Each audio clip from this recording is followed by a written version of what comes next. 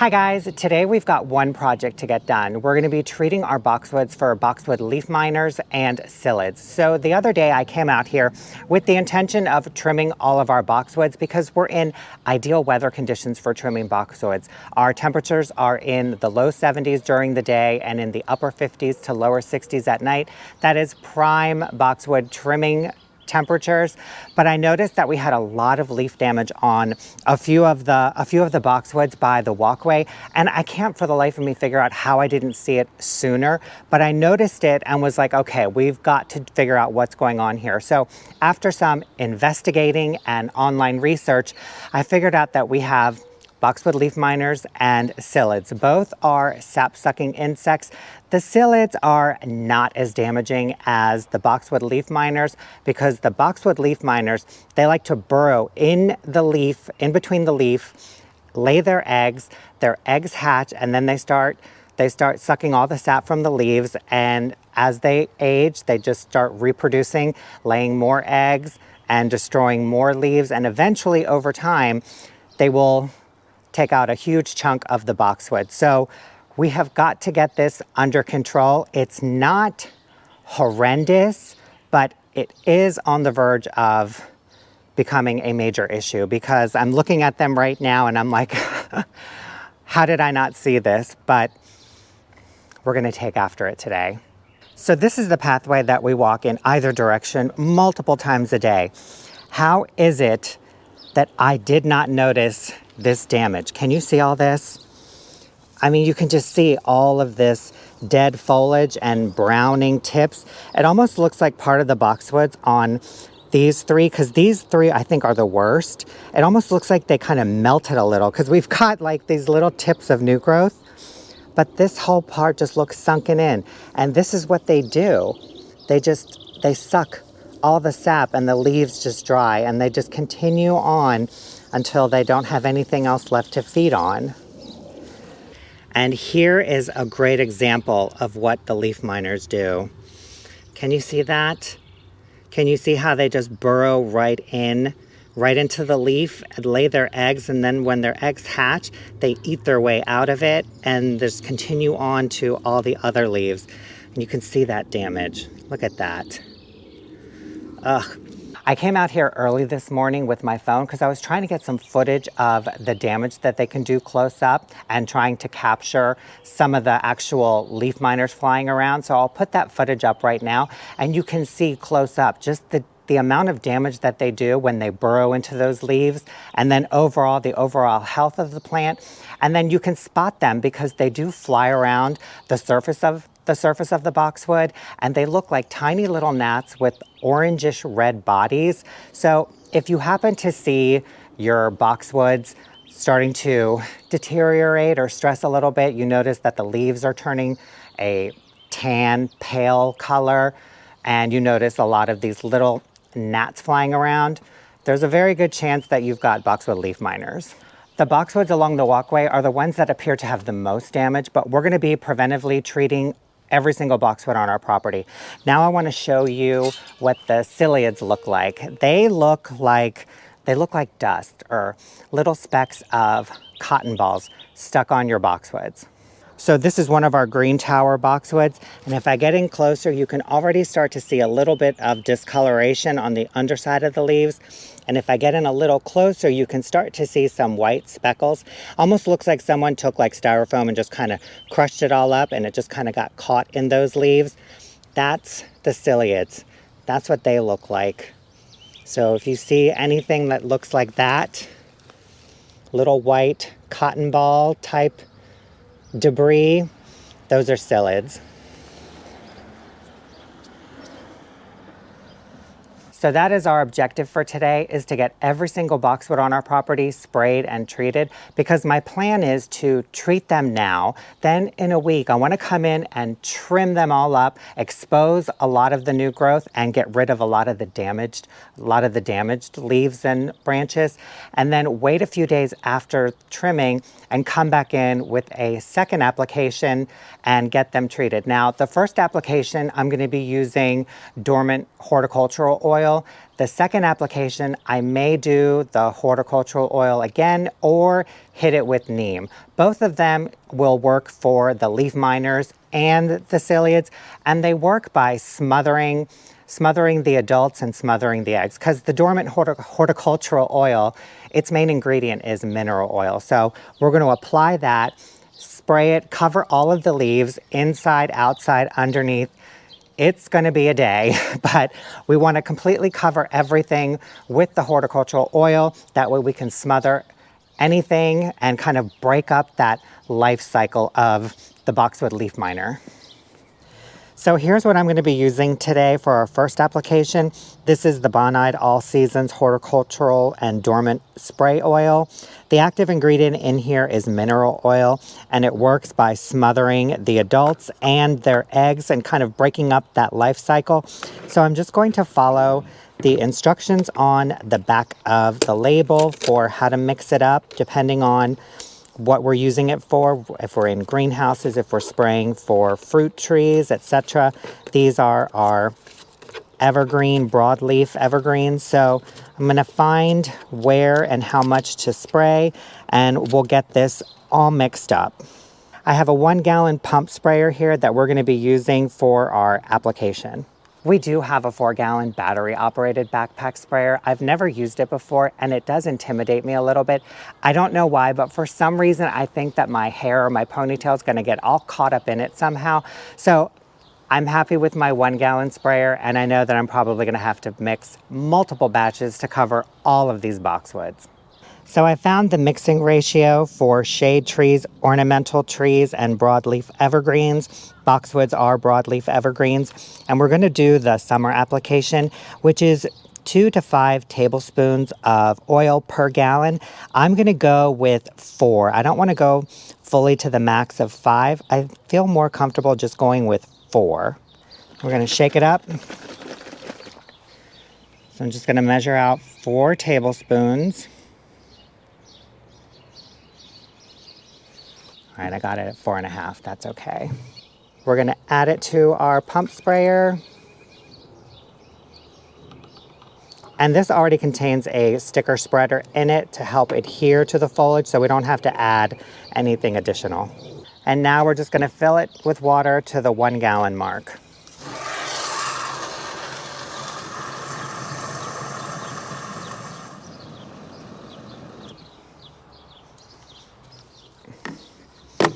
All right, we'll get this all nice and sealed up. Shake it up a little bit, get it all nice and mixed up.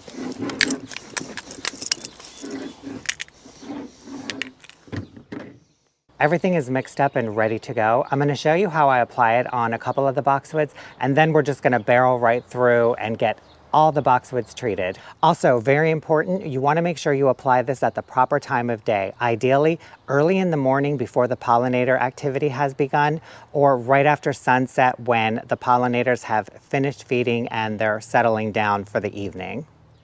Okay, so I've got my spray setting set to like a fan, and what I'm gonna do is just completely drench all of the foliage all the way around the entire plant.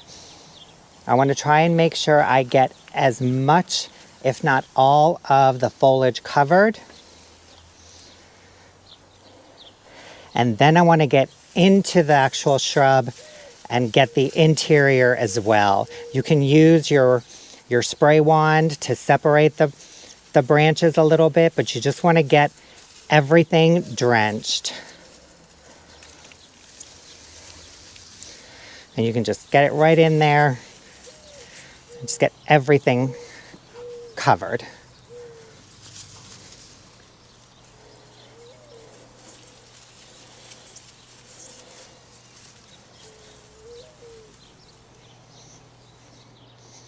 There we are.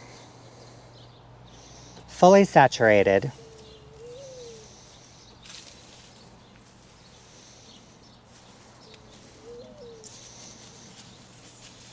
And if you feel like you missed a spot, just hit it. All right, guys, we're gonna start in the backyard and work our way to the front. I think we've got almost 100 boxwoods to treat. Here we go.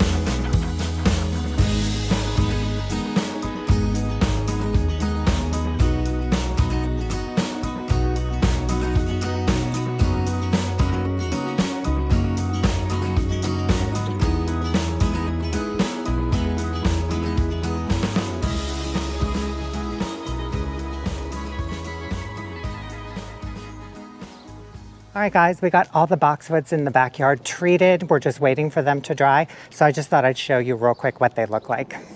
They don't look too much different. There is a little bit of a shine on them. That's the oil coating the foliage and smothering all of the leaf miners and their eggs and their larvae. So we just gotta wait a few hours for all of them to dry before I would bring out Shuey and let him run freely. And whatever it is that you're applying to the garden to treat whatever specific issue you have going on, whether it's an insecticide, herbicide, systemic, or organic, you want to make sure you allow enough time after the application has been applied for it to dry, because you want to make sure that it is safe for kids and pets to be out and about after application. Now I'm going to grab all my supplies. We'll head to the front yard and get all of those boxwoods treated.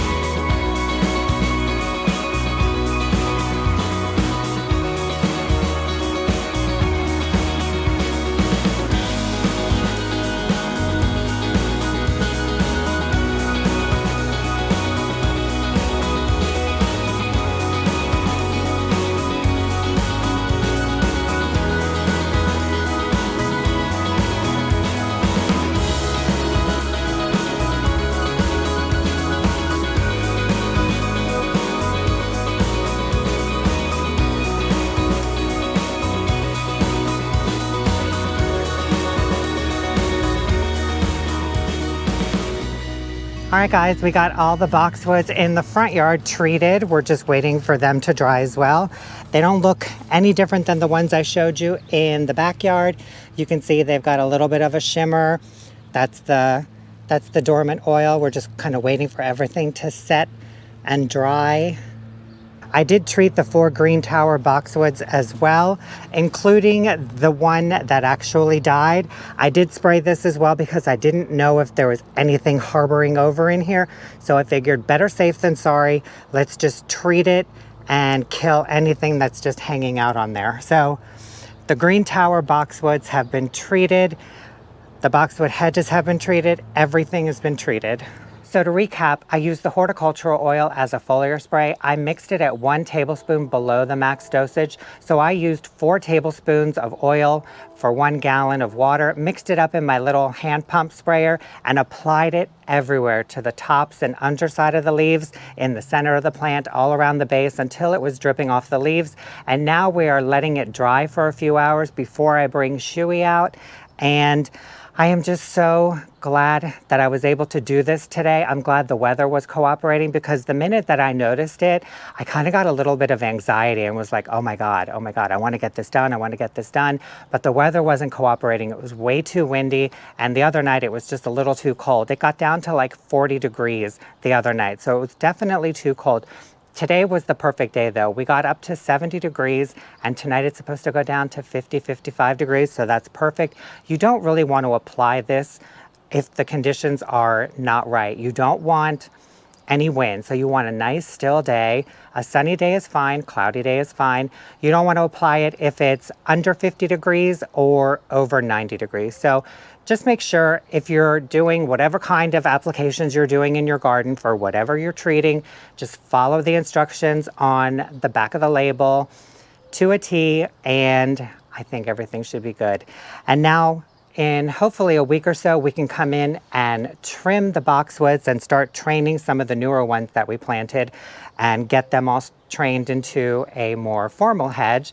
And then after a few days, after their little haircut, I do plan on coming back in and treating them, possibly with horticultural oil or neem oil. I haven't really decided yet. I kind of want to see what's lurking underneath when we go in and trim them, especially the boxwoods along the side of the house here. These I'm going to actually trim back a little bit more than the rest of them, because in the beginning I did not train them as properly as I should have. So I let them go a couple years without doing anything. So now they've kind of gotten a little floppy, and so when it rains they do sprawl out a little. So we need to kind of come in here and kind of just give them a hard little haircut and start training them properly. And with that, we are done for the day. I'm going to go rinse off because I feel like I'm covered in dormant oil spray. So I need to make sure I clean myself up, clean everything up, and then I think I'm going to take Shuey for a walk just while all of this stuff dries. Thank you guys so much for watching this video. I hope you enjoyed it, and we'll see you in the next one. Bye.